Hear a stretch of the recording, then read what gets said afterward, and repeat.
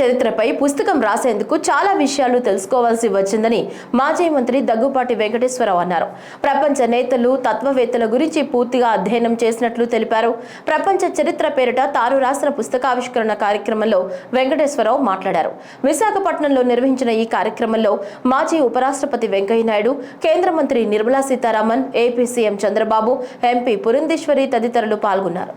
Write any book is one thing, which he's already done about 4 or 5 of them. But to write history is not easy at all. To write history requires a lot more rigor. It requires a lot of intensive study.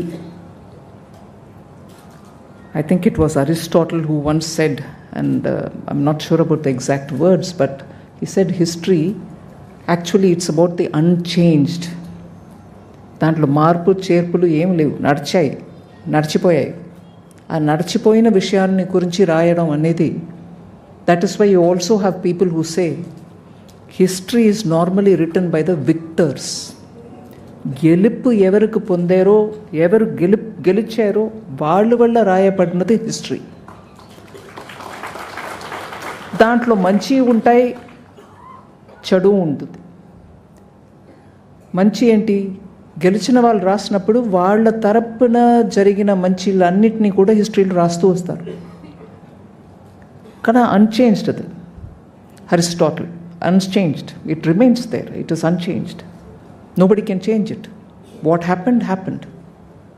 But దాన్ని రాస్తున్నవాడు గెలిచిన వాడైతే he writes it in one glorious way.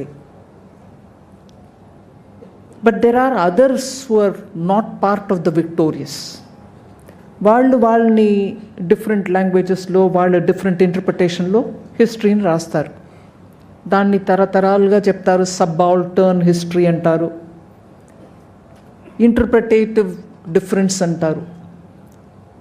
So history book రాయడం అనేది చాలా కఠినమైన exercise. It cannot receive ready acceptance by everybody.